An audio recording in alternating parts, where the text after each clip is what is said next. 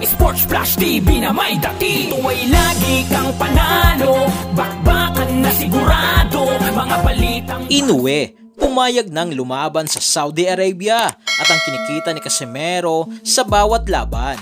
Pag-usapan natin yan mga ka-flash. Pero bago ang lahat, huwag kakalimutang i-like, mag-subscribe at hit ang notification bell para updated ka sa mga bidyong katulad nito.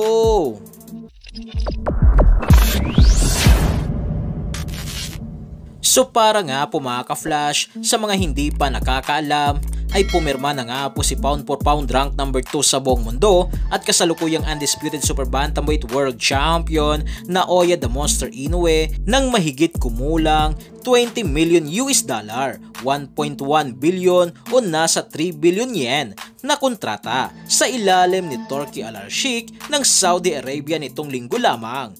Sa pahayag nga po ni Inoue ay hindi nga raw lahat ng boxer ay nabibigyan ng ganitong pagkakataon, kaya isang araw itong napakalaking karangalan para sa kanya at dahil umano nasa kalahati na ito ng kanyang boxing career ay isang araw itong panibagong motibasyon at excited na rin ito sa pwedeng mangyari dahil sa kontrata niya na ito. At matapos nga pong kumalat ang balitang ito mga ka-flash ay agad naman nga pong nag-post ang former 3 Division World Champion angas ng Pinas, General Cuadro Alas Casimero sa kanilang Facebook page na Cuadro Alas It's My Boy ng litrato ni Inoue kasama si Turki Al-Sheikh kung saan may caption ito na Let's Go Monster, malapit na dahil sa post na ito ay iniisip nga po ngayon ng maraming boxing fans na ito na ang unang hakbang upang maglaban na sa susunod na taong 2025 si Casimero at Inoue na sa paliwanag din nga po mga ka-flash ni Naoya Inoue ay wala nga raw problema sa kanya na lumaban ito sa Saudi Arabia, subalit uunahin nga raw niya munang dispatchahin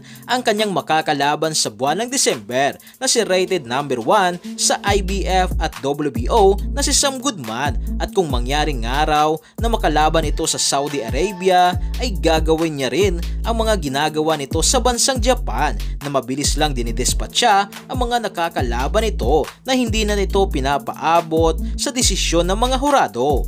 Habang sa isang post nga po sa social media ay pinagkumpara nga po ang pinirmahan na kontrata ni Naoya Inoue na 20 million US dollar sa Saudi Arabia sa kinikita ngayon ni Casimero sa bawat labang binibigay sa kanya na kumikita lang nga raw si Casimero ng 125,000 US dollar na kung sa peso ay nasa 7.3 million pesos na kung gusto nga raw ni Casimero maabot at kitain ang sinasabing 20 million US dollar ni Inoue ay kailangan ni Casimero lumaban ng 160 times upang matapatan ang 20 million US dollar ni Inoue bilang bayad sa pagiging ambassador nito sa Riyadh season.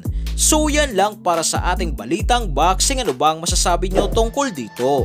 Para sa inyong komento at reaksyon ay komento nyo na sa baba. Hanggang sa muli, ito ang The Sports Flash TV. Sports Flash TV na may dati. Ito ay lagi kang panalo, bakbakan na sigurado, mga balitang boxing. Dito laging bago, balitang boxing, laban na kasado. Di papahuli pagdating sa bakbakan, mga pambato na patuloy ang laban. Sasaliksikin ang bawat babalita, talagang diin, bawal ang mahina sa loob ng ring. Merong pambihira, mga kamao na nagiging bida.